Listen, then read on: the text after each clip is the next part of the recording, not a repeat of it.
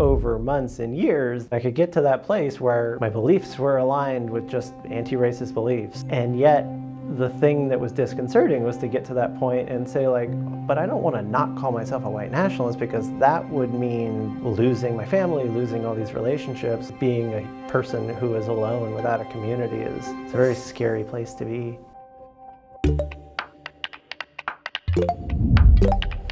Hi there and welcome to I Changed My Mind, the series that normalizes what the changing mind looks like. I'm Brooke Sebold, a filmmaker, a storyteller, and a deep believer in our capacity for change. This is one of 5 episodes we're producing in partnership with PFLAG National, the largest organization in the U.S. dedicated to supporting, educating, and advocating for LGBTQ+ people and those who love them.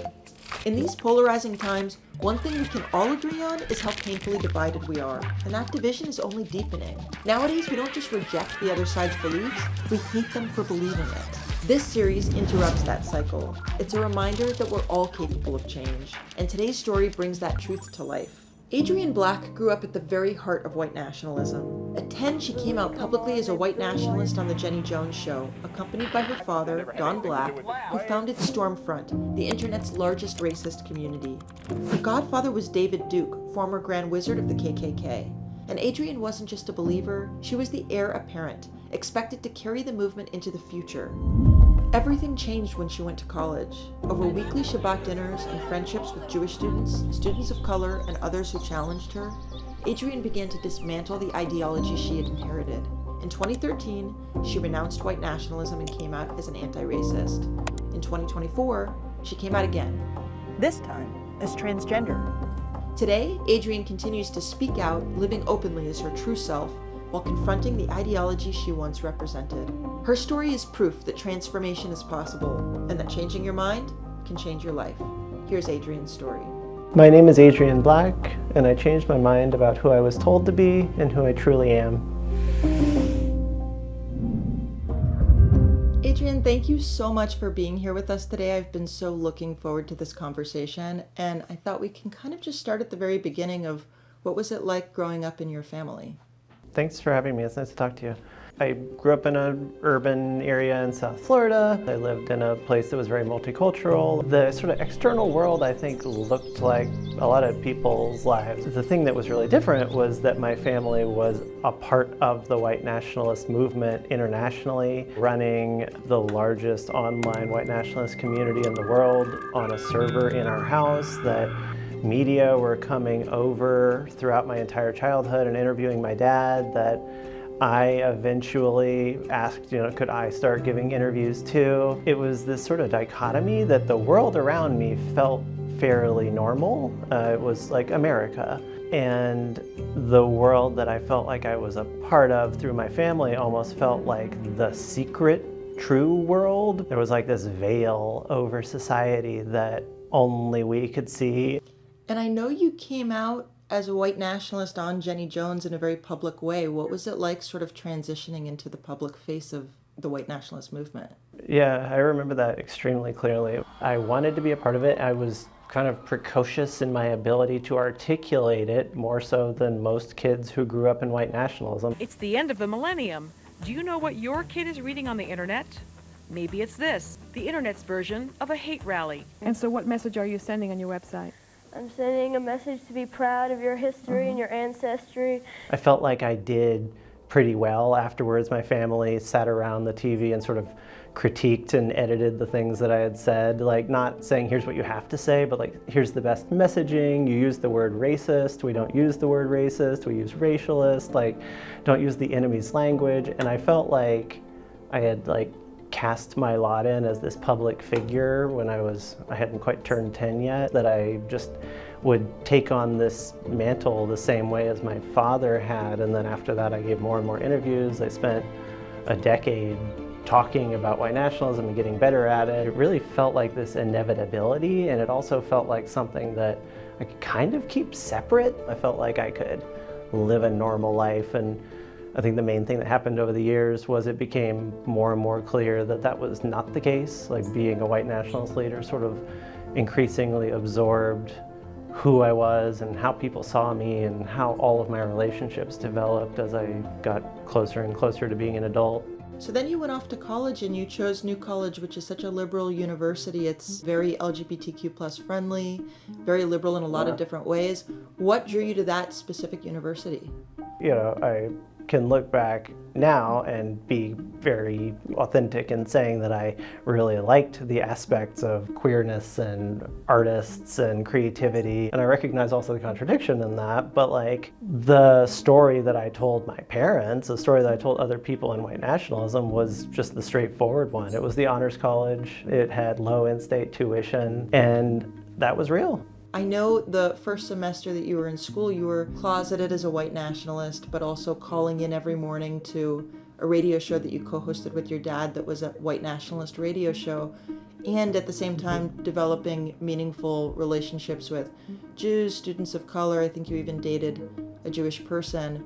What was it like holding both of those things at the same time? It was horrible.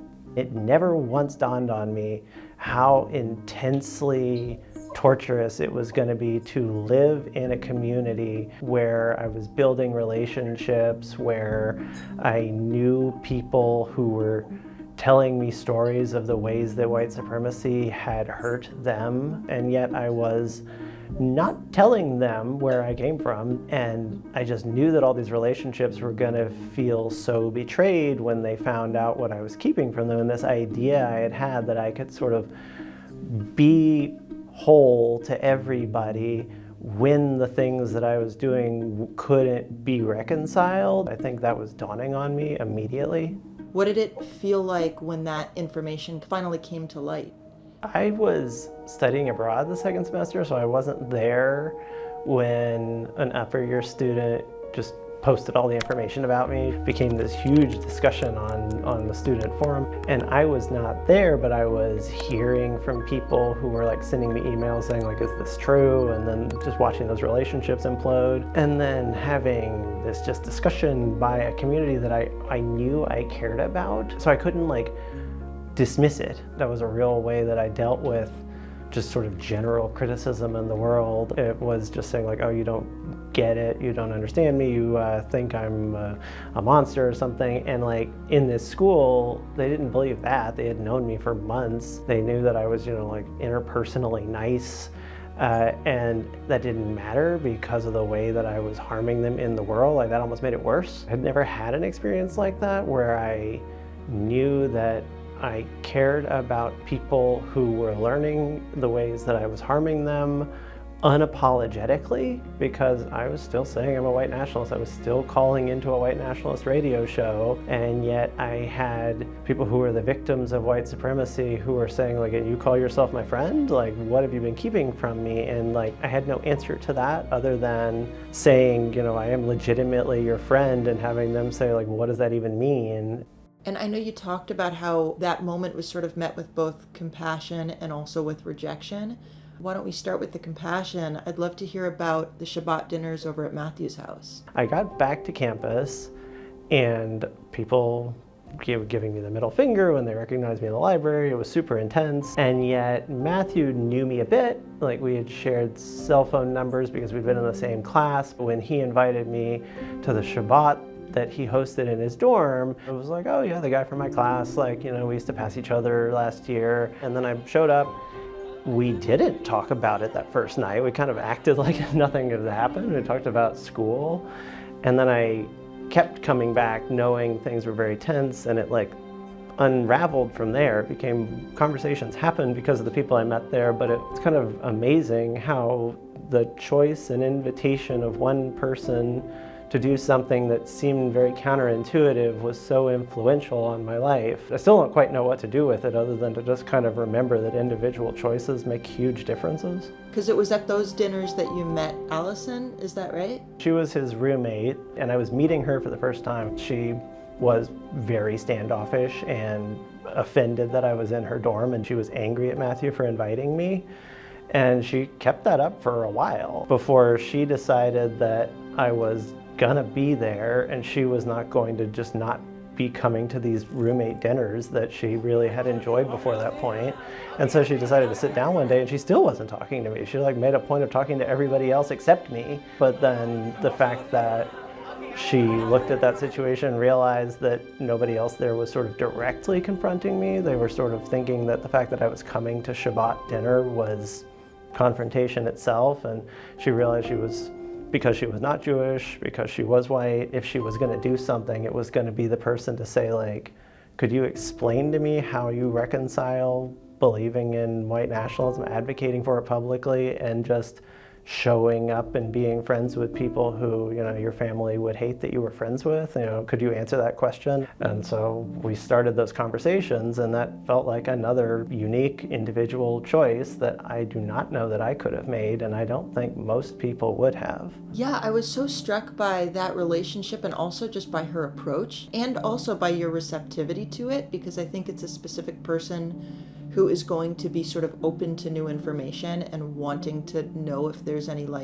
flaws in your own logic. I wanted to be somebody who, if I believed something that was just wrong, that I didn't want to continue believing something that was wrong. Talking to Allison, I could sort of explain, here are the facts that I think I have, and she was actually really encouraged by the fact that I believed things because I thought I had facts, because the facts that hold together white supremacy fall apart if you want to look at them. It's one of the most well-researched things, the fact that race is just a social thing. And so she felt like she didn't have all the arguments ready, but she could read stuff, she could have those discussions, and she felt confident that she would win if we were really talking about, where's the better evidence. And I'm open to it because this is a trusting conversation. I was realizing that I had only ever talked to people who either believed white nationalism or were journalists who were asking about white nationalism. I had never talked to somebody who was just a friend. Talking to her gave me space to kind of begin the conversations of where is the misunderstanding, where is the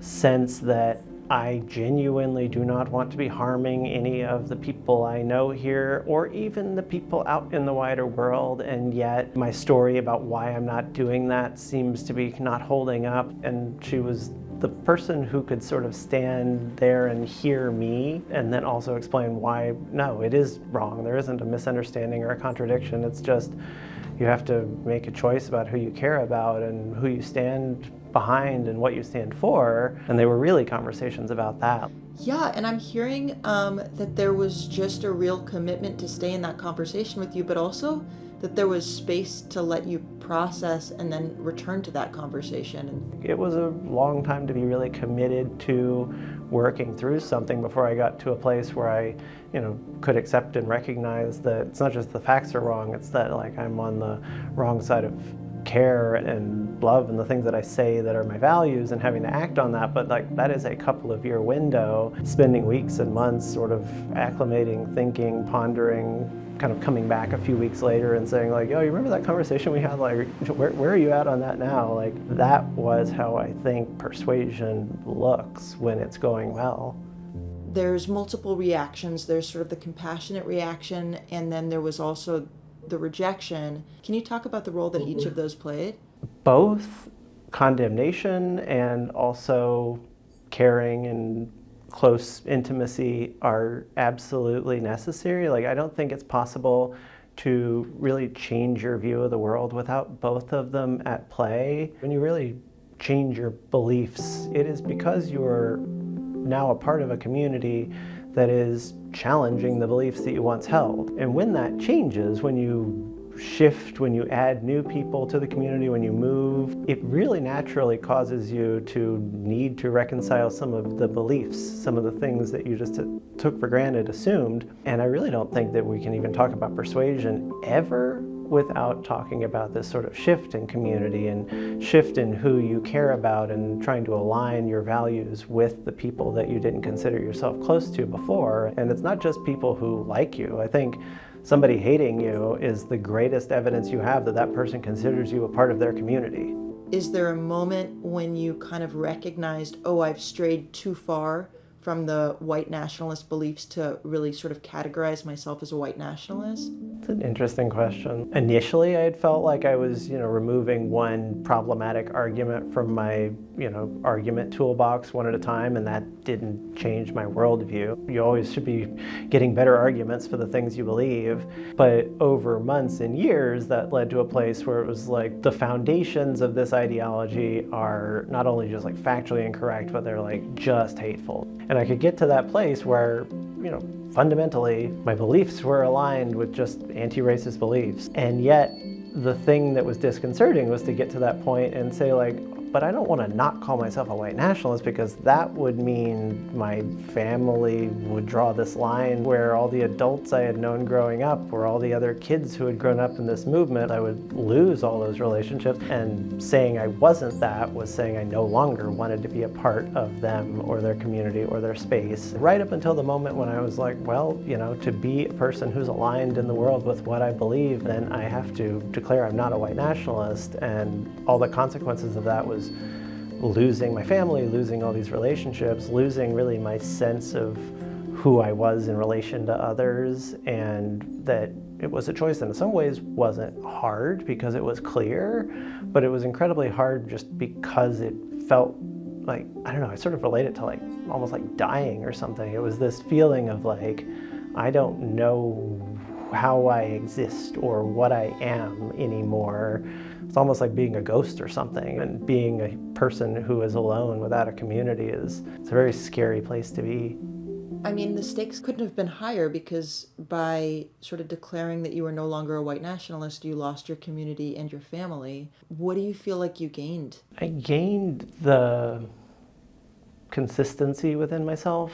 I say that I care about people and I act on that belief. So you officially came out as an anti-racist in 2013. What did it feel like to go public with this new identity? I just kind of felt like a shade walking through the void or something. I didn't want to talk publicly ever again. I got angry, hateful messages from my siblings and from random people throughout white nationalism. I would wake up in the morning to a bunch of like random messages for months and years. So in 2013 you came out as anti-racist, and then in 2024 you came out as trans. Can you talk about that a little bit? Like, I'd always had whatever the internal sense of what, gender identity didn't align with what I was told I needed to be. I talked about wanting to be a girl as a little kid. At least my dad had to give me this thing about it's fine to have whatever thoughts, but just never act on them. And I was like, oh.